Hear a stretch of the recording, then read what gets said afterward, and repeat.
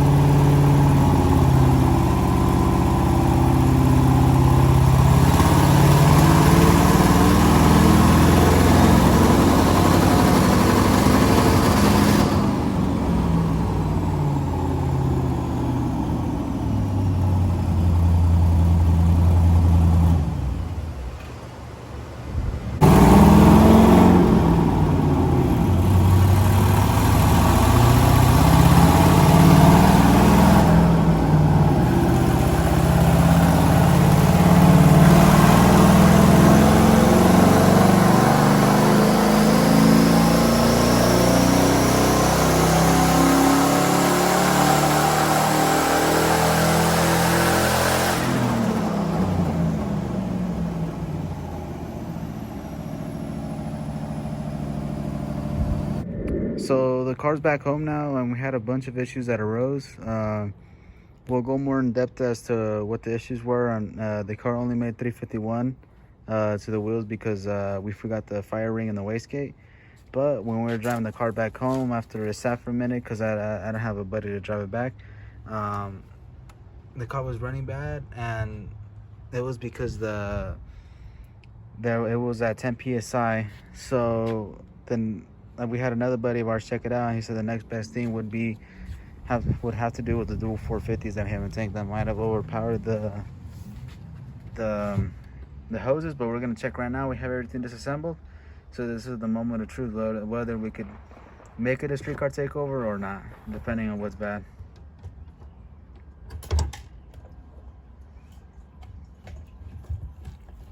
Jesus. I'm gonna cut the clip right now just so we can set it down, and then we'll be right back. All right, so we're back, and look, this is our issue. That's why we had 10 psi of fuel pressure, and it probably didn't happen until the car was parked, because after we did that one little baby pull on the dyno, our tuner took it for a spinner on the block, and maybe when it was sitting, it got fucked up. But all I'm gonna do is just get some more 3/8 hose, submersible hose, and more than likely replace all the hoses, because they feel pretty brittle. Well, not brittle, they just feel weird. But for sure I want to replace these clamps, because these clamps look kind of shitty. Well, they are pretty shitty, but because as you can see, that one was leaking right here as well. But yeah, we'll try to fix this here shortly, and hopefully we're able to rev the car up a little bit, because it sounded pretty nice, but we got to fix this first. All right, so it's the next day, and I believe we fixed the problem. We replaced that hose. It still has a kink in it, so we might have to get a different fitting that has more of a true Y shape, as opposed to just like a really extended out Y. So right now, my brother's gonna start it, and we're gonna see how it sounds, to see if it even starts. All right, so we adjusted the fuel pressure. It was reading over 120, so I lowered it down to 60, because that's generally what an LS should run at. But right now he's gonna go ahead and start it for us. Go ahead.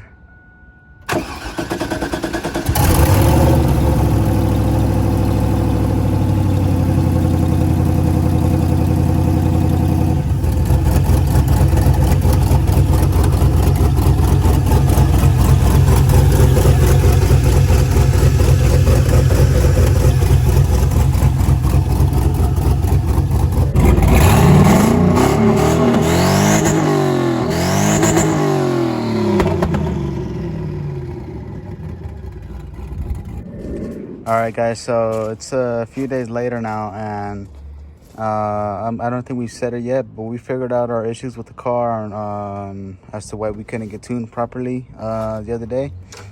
The main reason was the firing on the wastegate. We didn't have it in, and that didn't allow us to get to build any boost at all, pretty much, to be able to get tuned. We also had another issue with the misfire, and we were unsure what our misfire could be.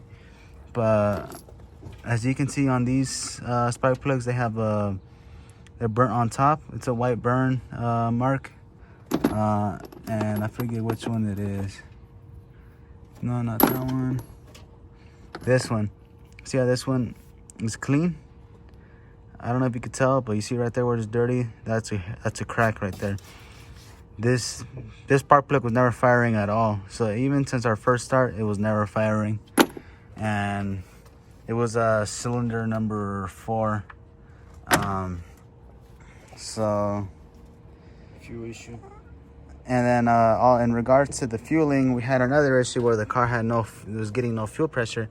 On our fuel gauge, it was reading 10 psi, but when we left it at the shop, it was at 40.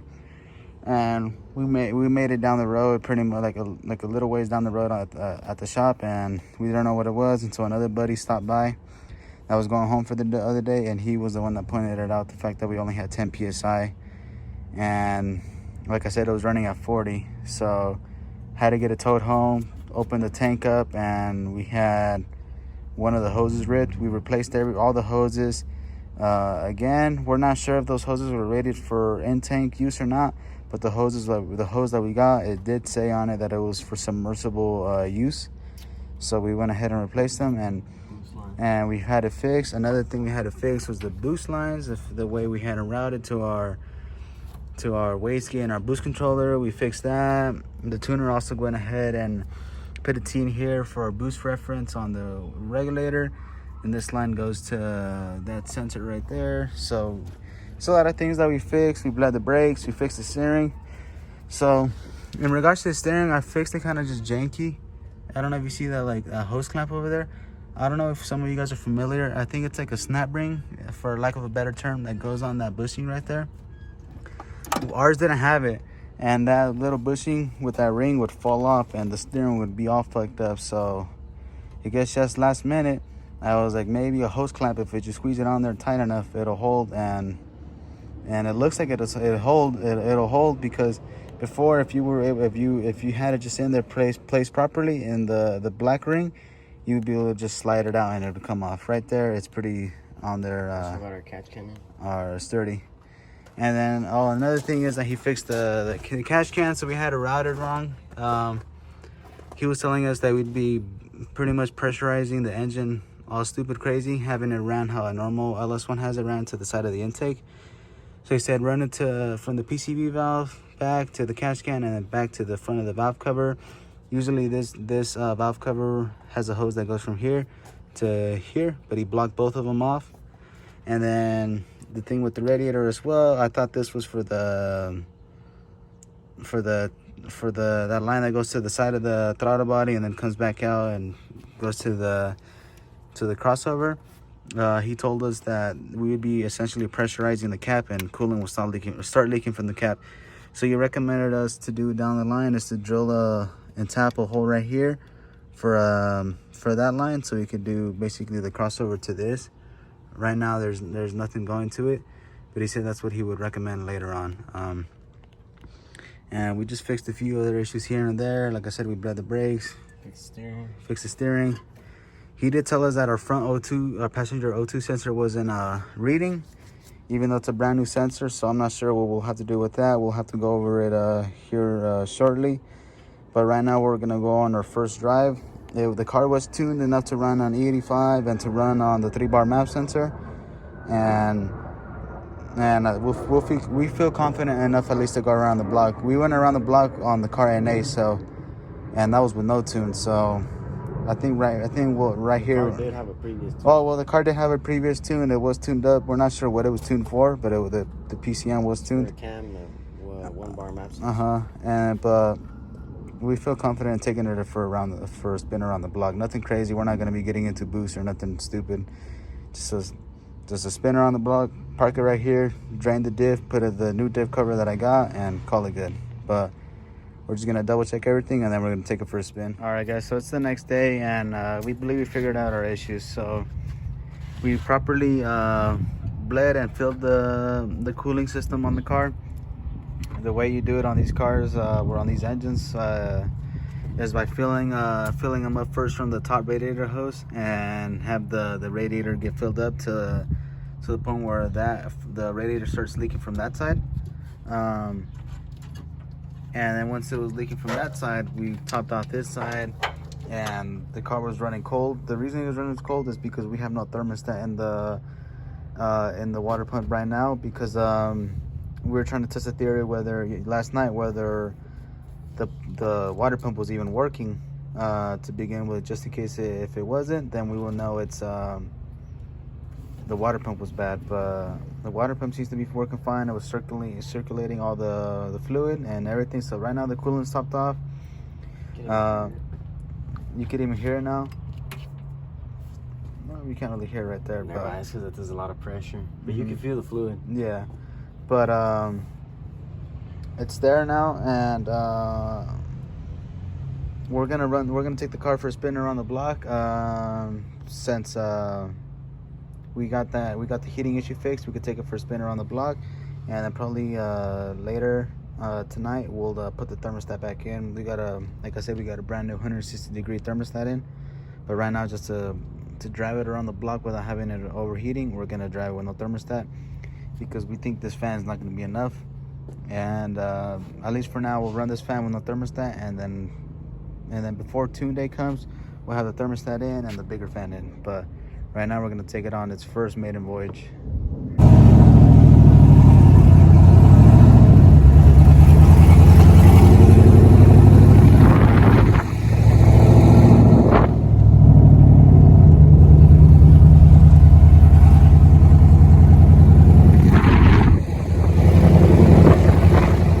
Alright guys, so you guys just saw in the previous clip, the car did end up going on its first drive pretty smoothly.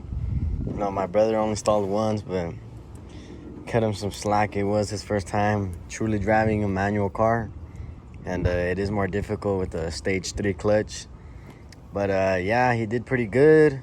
Our only hookup with that drive was that obviously the car was running cooler than usual because we don't have no thermostat in, and also it was leaking because I think we did end up forgetting the gasket that actually goes around here.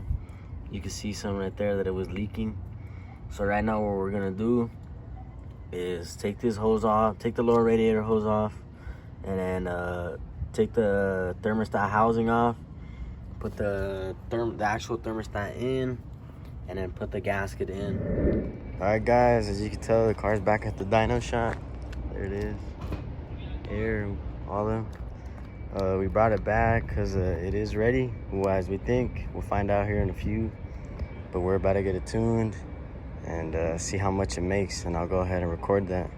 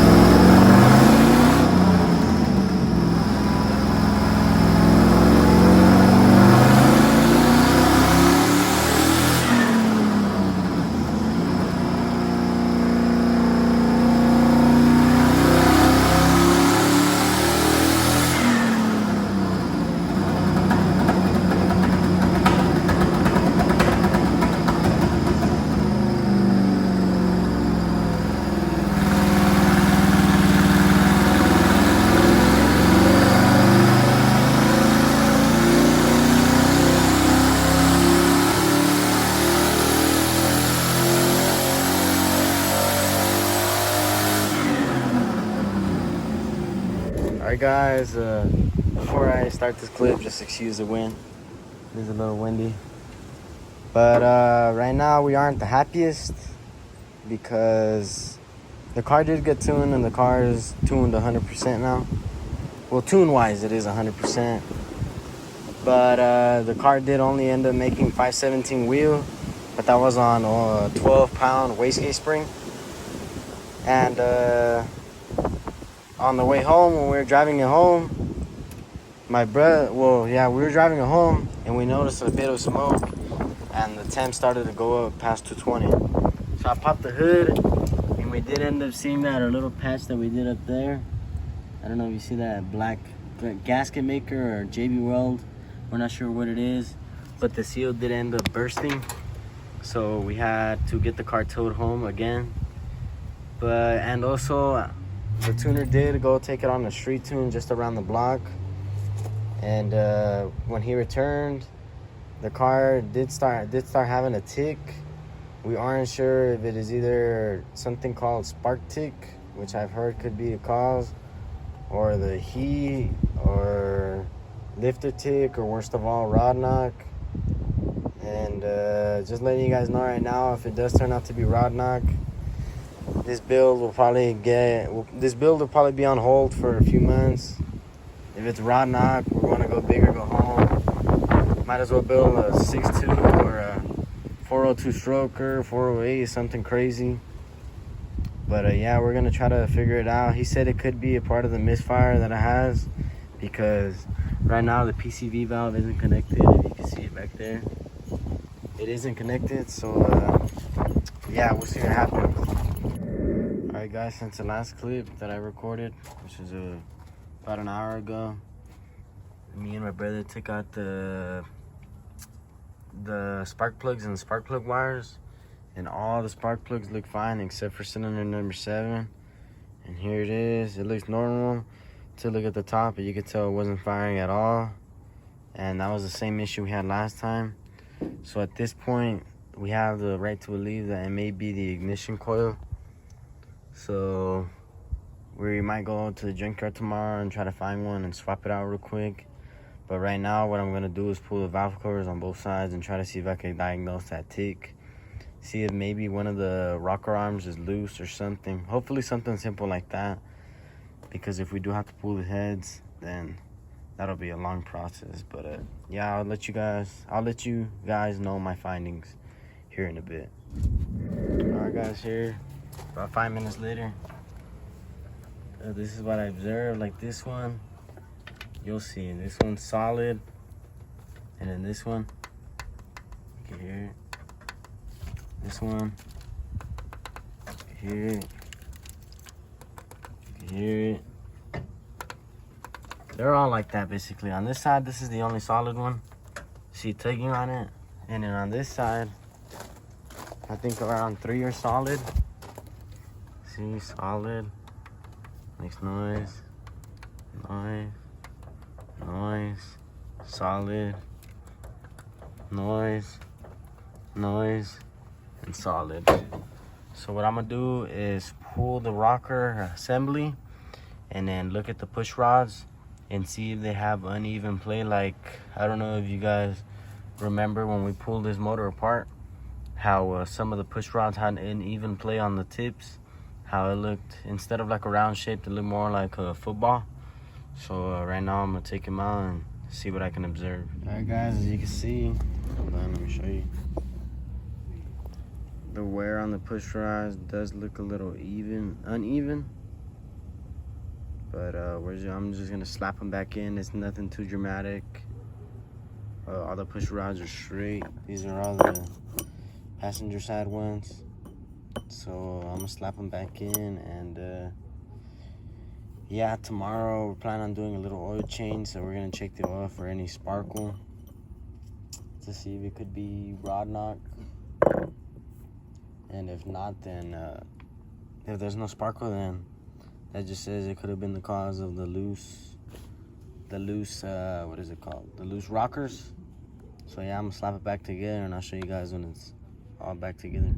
All right guys, so what I've discovered since the last clip is that all the manifold bolts on this side, I mean all of them, all the shitty Ace Hardware ones, backed out during the dyno sesh. And then over here on this side, well, backed out as in they were loose. And then on this side, this front one was out about half an inch. So I'm set to believe that that was the reason it was making some sort of ticking noise, just because I had a manifold leak. But what we're gonna do right now is torque those down, and for now, when we do the oil change, run those. But once we decide to go for a pool, then we'll run the Huron speed ones that they supplied. And yeah, right now all we're doing is just torquing everything down, and we're gonna put the valve covers and everything back on. So I don't know if my brother showed you guys the materials that we found in the after the oil change. Go look at it.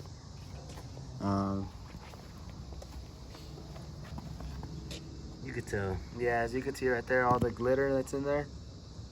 So, and there was 2 decent sized chunks. That one right there, and there was another bigger chunk that came out. Weren't sure of what it could be, whether it's a lifter or bearing. Our guess is hopefully lifters. Use lifters. All we have to do is just pull the heads out and call it good. If it's a bearing, we could probably swap it out by dropping the oil pan, but it's gonna be a big job. But it all just depends on what we hear. We added fresh oil and everything. We added, I think, 7 quarts of oil, just due to the fact that we're boosted and whatnot. You know, extra oil for the turbo and whatnot. Because I did hear about guys having issues where they ran 6 quarts and they spun bearings, but they added 7, and it was smooth sailing since then. So I don't know if if our issue was an oiling issue, and that's what caused the engines to start ticking. But right now we're hoping it's just a tick and not a knock. But there were some decent sized chunks of metal and sparkles, so you know, hopefully we get lucky and it's just a lifter, or we'll find out. But we'll see what it is here shortly when we start it.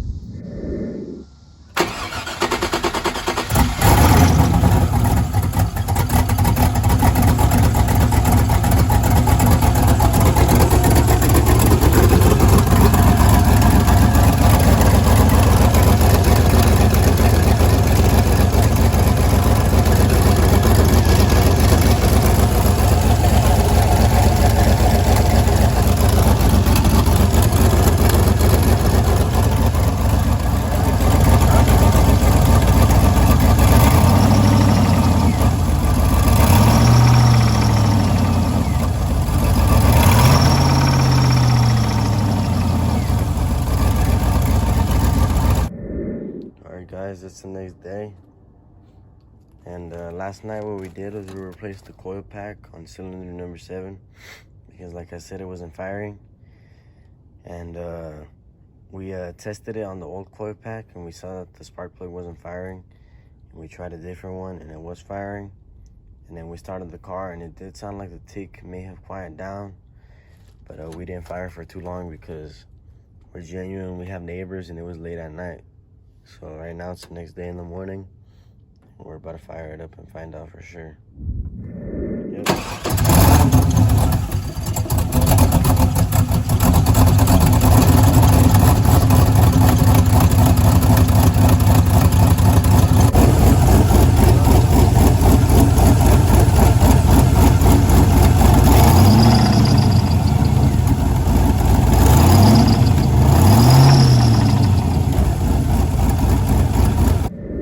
Alright guys, as you saw in the last clip, the motor is still knocking even after fixing the spark issue on cylinder number 7.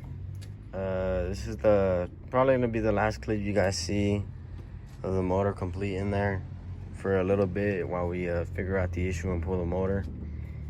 Our next move from here is to basically go back on our steps. So take everything apart, pull the harness off, pull the turbo kit off, and You know, simple things like that to get it ready so we could drop this motor and trans again. Yes, we could pull the motor by itself, but if you can't tell already just by looking at it, it is gonna be a hell of a pain to get this shit out from the top. So we're just gonna drop the camber and bring the whole drivetrain out, and yeah, we'll figure it out from there. We're both thinking that it could be the rod bearing on cylinder number 7, just because it was under so much load, and it having that massive of a misfire, I think just killed it. And in the end, I'm not gonna blame anybody else. A lot of people are telling me that, oh, it could be the tuner's fault, this and that. But in this, we're just gonna take the fault, because truly we were the ones who built this motor from the ground up, and we were the ones who didn't check for that misfire before taking it to the dyno. So yeah, and the next video is gonna be the teardown process, and maybe we'll even drop the motor in that video and find out what really went wrong. Our next steps from here is probably we want to see if the crank is bad. If the crank is fine, then we have sighted some Gen 4 rods and pistons, Gen 4 6.0 rods and pistons. They look pretty clean. So if it's just the rod that went to shit and the crank is fine, we'll just pull all the pistons out, throw in those Gen 4 rods and pistons, buy new rings, properly gap them this time, and then have the motor balanced, and we'll paint it even better. As you can tell, the paint's a little shitty.